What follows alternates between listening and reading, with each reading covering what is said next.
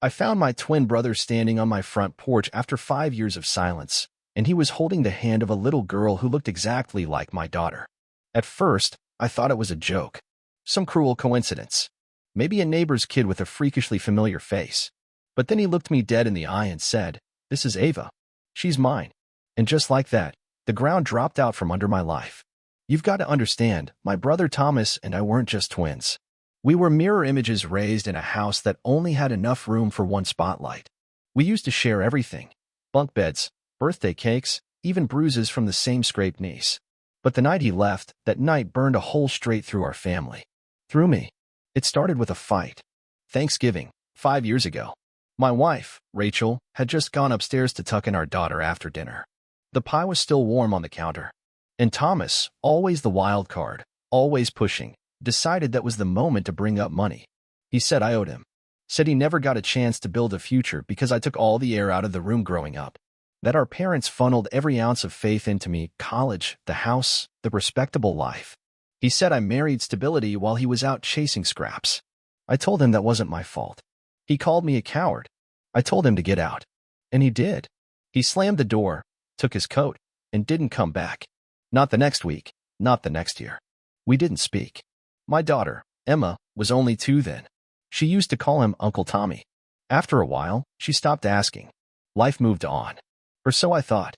We sold that house. Got a new place on the edge of town with a bigger yard and a quieter kitchen. Rachel started teaching art classes again. Emma started ballet. I started sleeping better. Until today. Until Thomas knocked on our door looking like time hadn't touched him. Same sharp jaw, same storm cloud eyes. And that little girl next to him? She had Emma's curls. My curls. She couldn't have been older than 4. Wore a pink raincoat even though the sun was out. She clutched a small, worn stuffed rabbit in one hand and my brother's fingers in the other. "I need to talk to you," he said. I didn't move. Just stared at the kid. Rachel stepped into the foyer behind me, took one look at the scene, and froze. Thomas looked at her. Then at me. "I'm not here to cause trouble," he said. "But there's something you both need to know. She's mine, but I think she might be yours too." My mouth went dry. Rachel's hand found my shoulder. I don't think she even realized she was doing it. Just instinct. Like something inside her understood before I did. Because the truth is, there was a window. A moment I haven't talked about in years. A wedge in our marriage we papered over and promised never to mention again. A time shortly after Emma was born, when things were off. Rachel had postpartum depression for almost a year after Emma was born, and I was working 60-hour weeks trying to hold everything together. There was distance. There were secrets.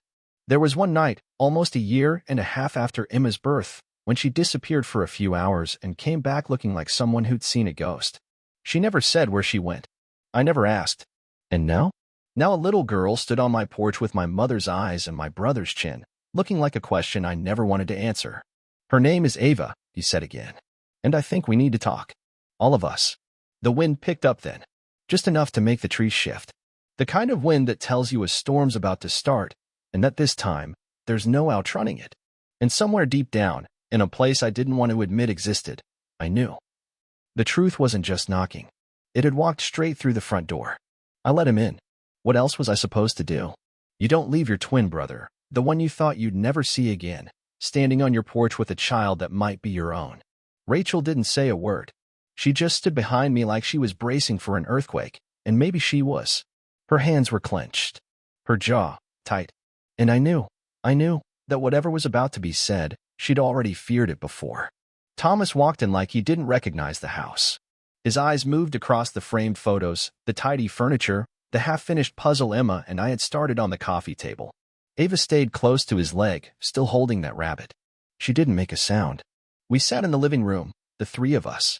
Rachel on the edge of the couch. Me in the armchair. Thomas took the floor, leaning back against the fireplace like he needed something solid behind him. Ava climbed into his lap. She fit there too well, too naturally. He looked older than I remembered, not in his face, but in his posture. He used to carry himself like the world owed him something. Now he looked like he'd seen just how much it could take when it stopped pretending to be fair. "I know this is a lot," he started. I didn't respond. He glanced at Rachel. She didn't look away. "I didn't come here to start a fight, or take anything from anyone. He paused, swallowed. I couldn't keep pretending she didn't have questions. Rachel finally spoke. Quiet. Controlled. What are you saying, Thomas? He looked down at Ava, then back at us. I'm saying I don't know who her father is. The silence that followed wasn't quiet. It roared. It pulsed in my ears like the sound of rushing water, the kind that comes right before the flood. He continued. I met someone, years ago, back when I was bouncing around jobs. She worked at a bar near where I was staying. We weren't serious. It wasn't built to last. But she got pregnant. Said she was keeping it. I offered to be around, but she shut the door on me fast. Moved without telling me. Said it was better for everyone. I still didn't speak. My mind was running numbers. Dates. Possibilities. But about a year ago, he said, I found out where she went. Where they went. I drove to the town. I didn't even plan to knock. But I saw Ava at a park. And, man, he exhaled. She looked like you, Nate. Not me. You. Rachel's breath hitched, just barely. But I caught it. I thought I was crazy. I thought maybe she just had that family resemblance thing. But then I started remembering. He looked at Rachel again. That Thanksgiving. The fight. That look on your face when I mentioned her name, the woman I'd been seeing. Rachel's voice cracked. You said her name once. I saw you flinch, he said. And I couldn't stop thinking about it. My chest tightened. Because I remembered too. I remembered the name, Lena, and the way Rachel suddenly needed to go check on Emma in the middle of that conversation. The way she never brought it up again. Thomas kept going. I confronted Lena. Asked her if she'd ever been with anyone else during that time. She said no. Swore up and down I was the father. But I pushed. Hard. And finally, she cracked. He looked at me. She said she'd been with someone else once. Just once. Some guy who reminded her of me. Who showed her kindness when she was falling apart. Someone who had a daughter and a tired look in his eyes. A guy she met in the parking lot behind the clinic where she worked the night shift. Rachel's hand was trembling. That was where she'd gone. That night, years ago, when she said she needed space, needed air. I never asked where she went. I just waited for her to come back. She didn't know your name, Thomas said, softer now. But I did. She described your car, your jacket, your eyes. And I knew. I closed my eyes. My throat burned. Because now the pieces were there. Jagged. Obvious. Ava wasn't just a maybe. She was mine. And Rachel, she knew. Or feared. Or hoped it had disappeared with time. Thomas looked down at Ava again. She was nodding off now, her rabbit tucked under her chin. I didn't want to believe it. Not for a long time. I told myself I was imagining it. That I was just angry. But then she got older. Her face changed. Her smile started looking less like me and more like. He didn't finish. He didn't have to. Rachel stood. I need a minute, she said, and walked out of the room. I stayed. Because there was nothing left to run from. My brother stared at the floor. I'm not trying to take her from you, he said. But I needed to know. And if she's yours, if she's ours, in some twisted way. He looked up at me. She deserves to know the truth. Doesn't she? I didn't answer. Because the truth? I wasn't ready to know it either. But the moment Ava opened her eyes, blinked at me, and smiled my smile, I knew. Whether I was ready or not, she already knew. I didn't sleep that night. Rachel stayed in the guest room. I could hear her through the wall, the way her breathing caught like she was holding in tears, or maybe trying to muffle them. I didn't go to her. Not out of anger. Not out of pride. But because I needed space to feel the full weight of what had just landed on us. Thomas and Ava had left after that conversation. Quietly. No drama. He said he was staying in town for a few days. Said he didn't want to make things worse. He'd call. He hoped I would too. But I didn't. I just sat in the dark after they left, on the same couch where I'd read bedtime stories to Emma, staring at the impression his body had left on the rug. And all I could think was, I was there. I was in the picture. And I still missed it. The next morning, Emma padded down the stairs in her fuzzy socks, hair a mess, eyes bright. She was holding one of her little drawings, another one of our family. Stick figures. For people. The sun in the corner. A little dog we didn't have yet. I took it, smiled, and my throat clenched around 1,000 words I couldn't say. Because the girl in that picture, the one holding hands with her, was Ava. She'd drawn her before she ever met her. I showed it to Rachel later. We were standing in the kitchen, not talking much, just orbiting each other like two satellites too scared to crash. When I held up the drawing, her face changed. Not shocked. Not confused. Just resigned. I thought maybe, she said softly, if I never looked directly at it, it wouldn't be real. I didn't ask her to explain. I already knew. I knew about that night she disappeared for a few hours. I knew how broken we both were, back then, running on fumes and fear, barely speaking between night feedings and bills and sleep-deprived fights over nothing.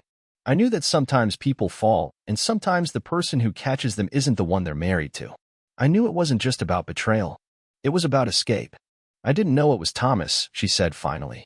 Not completely. Not until later. That stopped me. What do you mean, not completely? She took a breath. It was dark.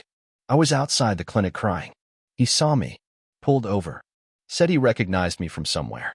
I thought maybe he was a neighbor or someone from one of your work events. I was a mess. He looked like you. Sounded like you.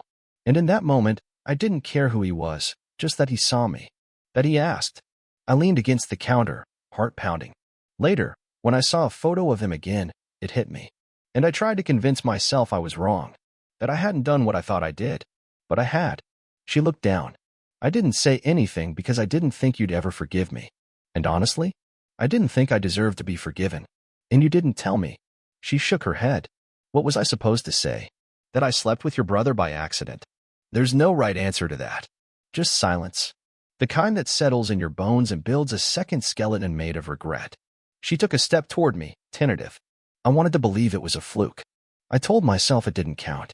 It was a mistake, a crack in a moment. I never saw him again. Not until after she was born. And even then, I convinced myself she looked like you because of you. Not him. We stood there for a long time. Not as husband and wife, but as two people staring at the wreckage of a version of our life we both lied to protect. I didn't yell. I didn't accuse. But I did ask the only question that mattered now. Do you think Ava is mine? She didn't hesitate. I think she is. That was worse than a yes. Because a think leaves room for hope. And heartbreak. And all the gray in between. I walked out. I didn't pack a bag. Didn't slam the door. Just grabbed my coat and left. And for the first time in a long time, I didn't go to work, or to Mark's house, or to the diner on 5th that serves burnt coffee and the best kind of silence. I drove to a clinic, and I asked for a test. They gave me a form. Asked if I had the child with me. No, I said, but I will. And I called Thomas. He didn't say anything when he picked up. Just breathed into the receiver like he'd been waiting for the call. I want a test, I said. Okay. And if she's mine? I need time. I need to figure out what that means. You'll have it, he said. I just want her to be loved. No matter who her father is. It was the first time in years I'd heard him speak without resentment. And something inside me shifted. Not enough to forgive, but enough to keep listening. Because Ava wasn't just a reminder of what broke. She was a chance to build something honest, even if it came from the ugliest foundation imaginable. We made the appointment for the next morning. And that night, I sat on the floor of Emma's room as she slept, wondering how I was going to tell her she might have a sister. Not from a storybook, but from a secret. The morning of the test, I stared at myself in the bathroom mirror and didn't recognize the man looking back. There was something in my eyes, not just exhaustion, but the kind of hollow you get when life stops being a line and starts folding back in on itself. A month ago, I was coaching Emma's soccer team and meal prepping pasta salad with Rachel on Sundays. Now I was driving across town to swab the cheek of a little girl who might be mine, while my twin brother sat in the waiting room. I met Thomas and Ava at the clinic. He looked nervous, not like the cocky, impulsive version of himself I used to know. He was quieter now, like life had finally taught him what he never let anyone else say out loud. We didn't say much. Ava was clutching that same rabbit, eyes wide, a little unsure. She didn't know what the test was for. She just knew her Uncle Nate was acting strange. When the nurse called us in, I knelt beside her and smiled as best I could. It's just a little swab, sweetheart, I said. Like a cotton Q-tip. Won't hurt a bit. She nodded and gave a small, serious look. The kind kids give when they want to be brave. Thomas sat beside me while they did it. I watched him as much as I watched her. He didn't look away from her once. Not during the swab. Not during the paperwork. Not even when she sneezed and laughed afterward like it was all a game. He loved her. I could see it. Whatever had happened, whatever anger lived between us, she had cracked him open. And in that moment, I felt something I didn't expect. Jealousy. He had years I didn't. Moments I would never get back, if the test came back saying what I feared. When we walked out into the cold sunlight, I finally turned to him. Why now? I asked. Why tell me at all? You could have kept her. Never said a word. He looked away. I almost did. Then why didn't you? He was quiet a long time, then said something I didn't expect. She started drawing someone. A man. Same face, again and again. I thought maybe it was just a made-up character, some imaginary friend. But the more she drew him, the more it looked like you. I frowned. What do you mean, like me? The eyes. The jaw. The way she shaded the eyebrows. It wasn't exact, but it was close enough to make my stomach turn. He looked down. I asked her once who he was. She said, I don't know. But he feels like someone I miss. He swallowed hard. That's when I stopped pretending. And I knew I had to tell you. He didn't cry. But I did. Just one tear. Sharp. Unwelcome. Gone in a blink. Because how do you fight a moment like that? A child's unexplainable pull towards something that might be blood? I nodded. We parted ways with a simple agreement. Wait for the results. No decisions until then. But decisions have a way of making themselves. That night, Rachel and I sat across from each other at the kitchen table. No food. No wine. Just silence and the stack of unopened mail. I made the appointment, I said. She nodded. I think she's mine, I added. She flinched. Not visibly.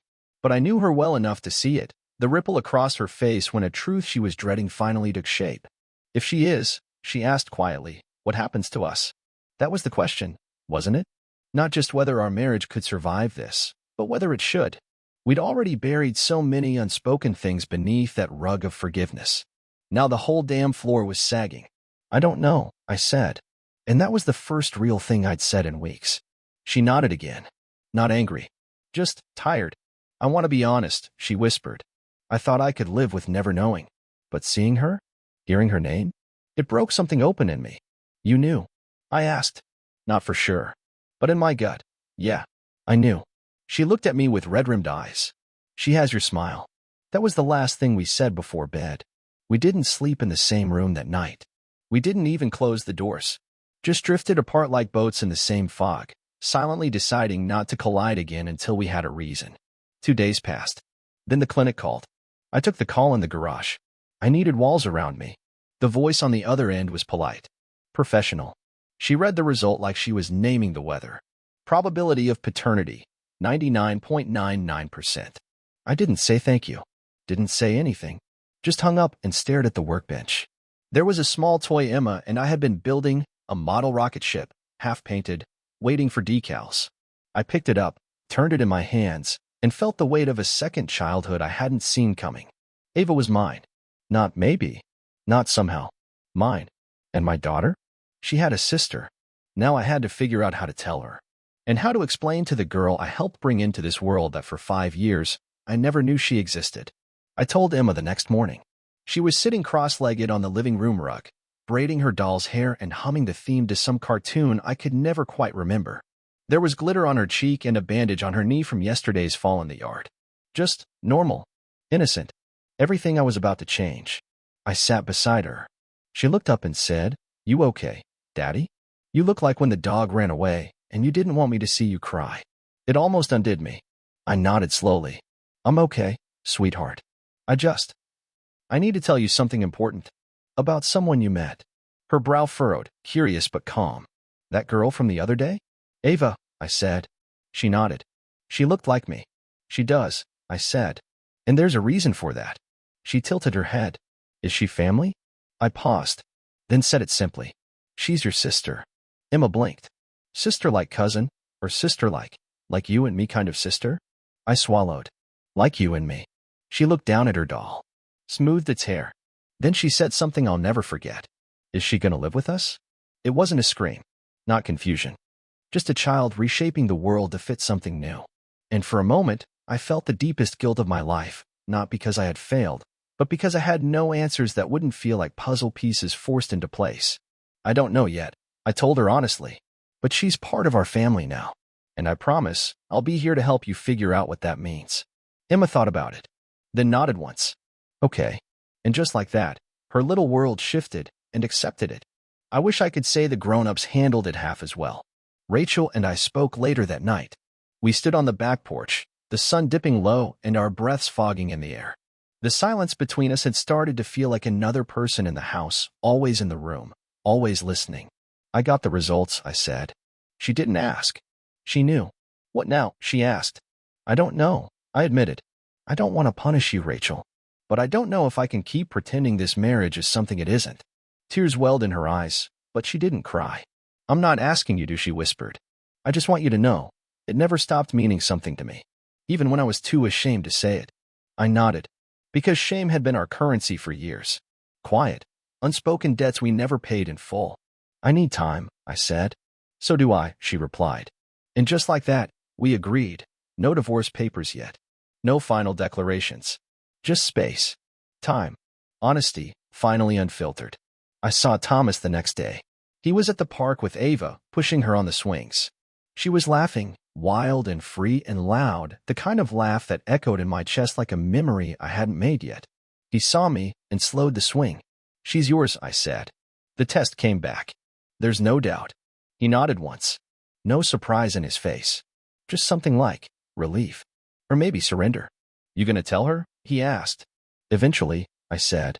When she can understand it. Right now, she just needs to know she's loved. That's enough. We sat on a nearby bench, both of us watching her. It was the first peaceful silence we'd shared in years. I messed up, Nate, he said quietly. Not just with her. With you. With Mom and Dad. I was angry for so long. I didn't know how to stop. I know, I said. But Ava didn't ask for that. And neither did Emma. He nodded. I want to be part of their lives. Both of them. If you'll let me. And I knew then, this wasn't just about two girls with matching curls. It was about two men trying to stitch together the edges of a life they both broke. The week that followed was a blur of paperwork, mediation sessions, and long, awkward dinners where Emma asked Ava if she liked spaghetti and Ava asked if Emma's rabbit had a name. They bonded faster than any of us did. And in those moments, watching them play, hearing them laugh, I started to believe maybe this wasn't a tragedy unfolding. Maybe it was something else. A reckoning. A repair. A beginning I never expected. But we weren't there yet. Because a few days later, a letter showed up at my door. No return address, just my name written in block letters. Inside? A birth certificate. Ava's. And under father, it didn't say Thomas. It said Nathan Carter. Filed 4 years ago. Signed. Dated. By Rachel in handwriting that looked almost hesitant. Like she wasn't sure, but hoped she was right. I sat at the kitchen table with that birth certificate in front of me, the paper trembling between my fingers. Not because of the cold, but because something deep inside me had gone still. Like the part of your brain that's supposed to keep the world organized suddenly steps back and says, you figure it out now. The signature was real. Rachel's handwriting, that subtle upward curl on her R, the slight hesitation before the H. There was no mistaking it. She'd listed me as Ava's father. 4 years ago. Which meant she knew. She knew the whole time. Not suspected. Not wondered. Not feared. Knew. Rachel came in a few minutes later. She had a laundry basket on her hip, humming something under her breath. I don't think she saw my face at first, just moved through the kitchen like it was any other Wednesday. When she finally looked at me, the smile on her face dropped like a curtain. What? She asked softly. I held it up. She didn't move. I found this in the mail, I said. No return address. Her face didn't change. She just set the basket down slowly, sat across from me, and looked me in the eye. I was going to tell you, she said. When? She opened her mouth, then closed it again. Like she'd rehearsed the speech 100 times but couldn't find the first line. I didn't know for sure, she said finally. But when she was born. I looked at her, and it felt like something inside me already knew. I listed you because I couldn't imagine anyone else being her father. I didn't want to do a test. I just hoped I was right. I stared at her. So you guessed. I tried to believe, she whispered. And every time I thought about telling you, I told myself the doubt would pass. That love would be enough. Okay. I said, not angry, just stunned. You thought we were okay while you were hiding a whole other child from me? I didn't want to break us, she whispered. Rachel, I said slowly, you already had. She looked down at her hands. Every time I almost told you, something stopped me. A holiday. A promotion. Emma's birthday. I told myself I was protecting her. That if I could just love Ava enough, maybe I could carry both truths. But the truth has weight, I said. And you never gave me a chance to carry it with you. She nodded. Her voice cracked. You're right. I sat back. Stared at her like I was meeting her for the first time again. The woman I married had built a life with me, but the woman in front of me had hidden a life from me. That difference felt too big to ignore. That night, I moved into the guest room, not out of spite, not for punishment, but because something needed to shift. I needed space to decide if love without trust was still love at all. A few days later, I met with Thomas. I handed him the certificate. He blinked at it, read it twice. She knew, I said. He let out a long breath. You gonna leave her? I don't know yet, I said honestly. But I know I can't go back to pretending. He looked down at the paper again. So, I'm not her dad. You are, I said. You've raised her. She loves you. He shook his head. That's not what I meant.